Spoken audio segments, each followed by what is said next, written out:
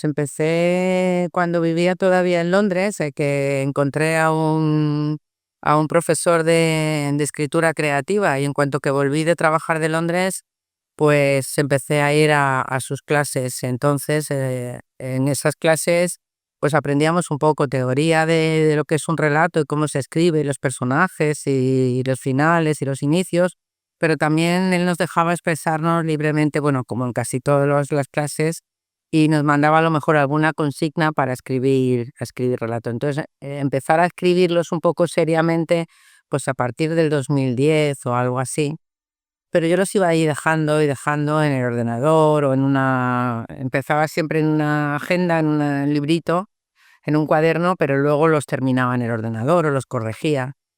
Y no fue hasta 2019, o bueno, ya a principios del 2020, que salió el libro, porque tenía muchos relatos guardados y me di cuenta por las amigas a las que se los leía, pues que a la gente le gustaban, le emocionaban mucho.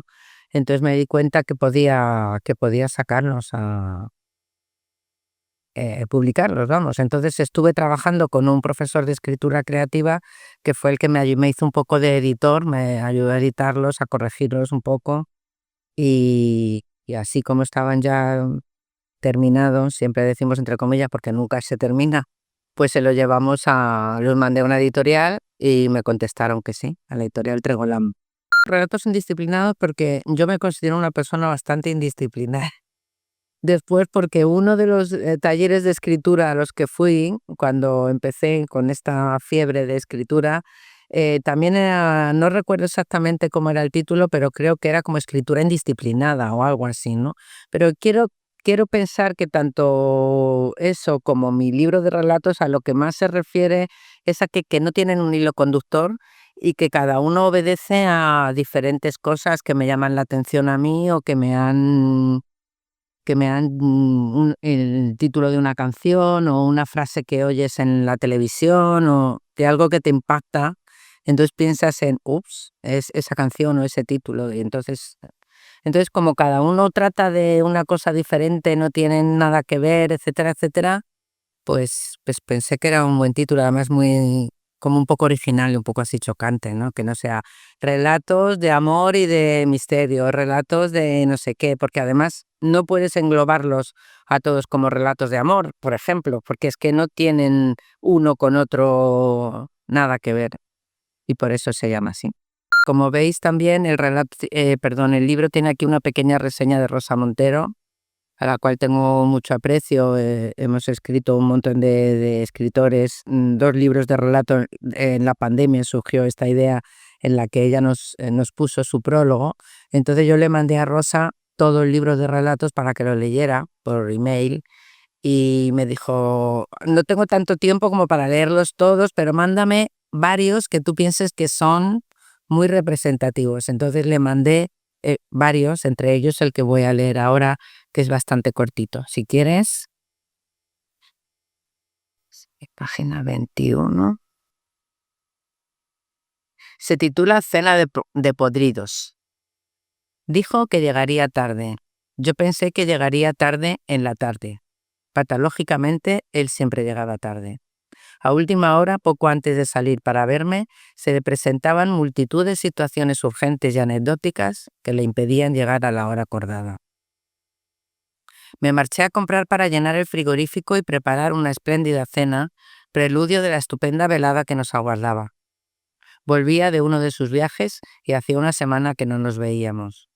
Como siempre en mi indecisión, compré ingredientes para confeccionar un menú que diera de comer varios días a todos los vecinos de mi edificio.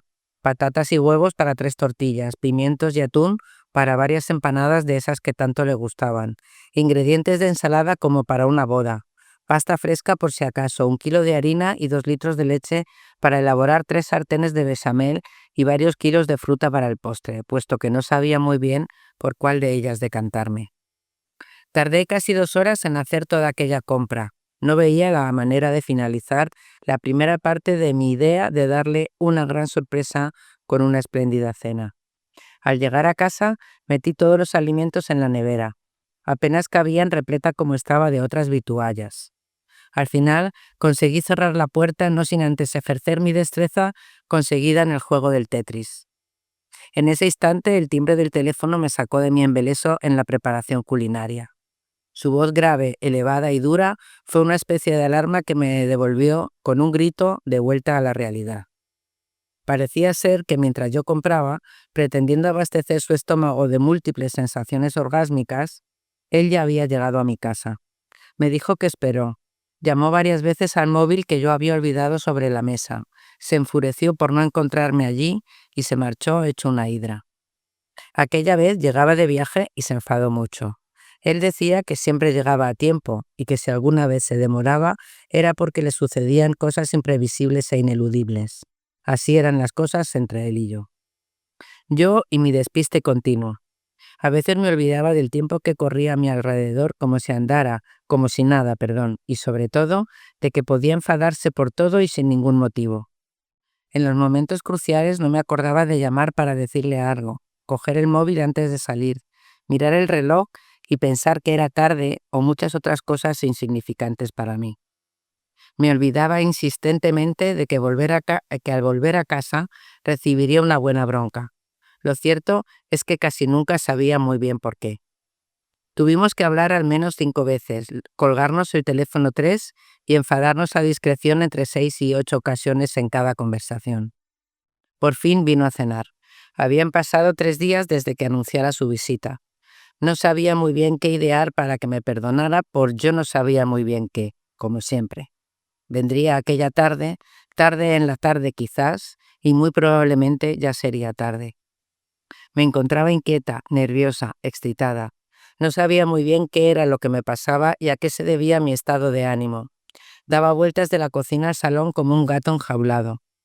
No encontraba la manera de empezar a cocinar. Me puse una copa de vino para ver si me tranquilizaba un poco y me senté unos momentos para tomar aliento y comenzar con las cazuelas, las sartenes, la tabla de cortar, los ingredientes. De repente lo vi todo con una claridad meridiana.